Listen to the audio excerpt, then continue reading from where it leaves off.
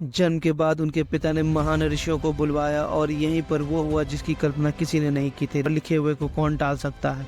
ये सुनते ही सिद्धार्थ के पिता को झटका सा लगा।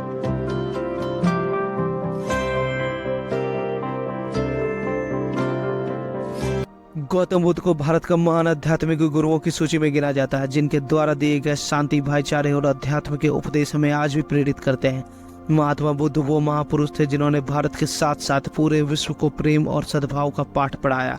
एक महाप्रतापी और धन ध्यान से समृद्ध राजा के घर जन्म लेने के बावजूद उन्होंने पारिवारिक मोह का त्याग किया और संन्यास का मार्ग अपनाया।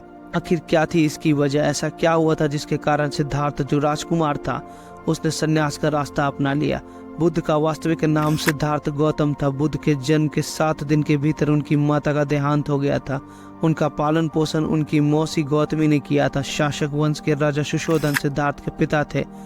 जन्म के बाद उनके पिता ने महान ऋषियों को बुलवाया और यहीं पर वो हुआ जिसकी कल्पना किसी ने नहीं की थी। ऋषियों ने जब बालक की कुंडली देखी तो यह बताया कि यह राजा नहीं बनेगा, राजपाट से दूर यह एक संत बनेगा।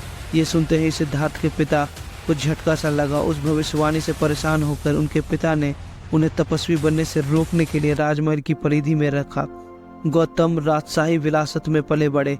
नृत्य करने वाली लड़कियों द्वारा मनोरंजन, ब्राह्मणों द्वारा निर्देश और तलवारबाजी, कुश्ती, तैराकी और दौड़ में परीक्षित किए गए थे। कम उम्र में उनका विवाह राजकुमारी यशोधरा से कराया गया। दोनों का एक पुत्र भी हुआ जिसका नाम राहुल था। ये सब सिर्फ इसलिए किया गया था कि सिद्धार्थ बाहरी दुनिया से कटा रहेगा, ना वो बाहर की दुनिया देखेगा और ना ही ये भविष्यवाणी सच होगी। पर लिखे हुए को कौन टाल सकता है। आखिर वो दिन आ गया। सिद्धार्थ बचपन से ही अत्यंत करुणा हृदय वाले थे। वो किसी का भी दुख देख नहीं सकते थे। इतने प्रयासों के बाद भी 21 वर्ष की आयु में उनकी अपने राज्य की गलियों में उनकी दृष्टि 4 दिशाओं में पड़ी।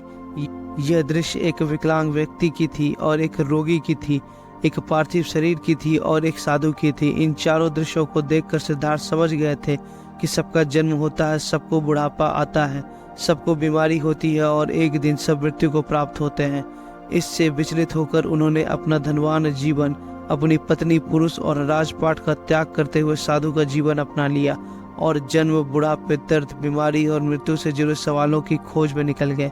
सिद्धार्थ ने अपने प्रश्नों के उत्तर ढूंढने शुरू किए। समुचित ध्यान लगाने के बाद भी उन्हें इन प्रश्नों के उत्तर नहीं मिले।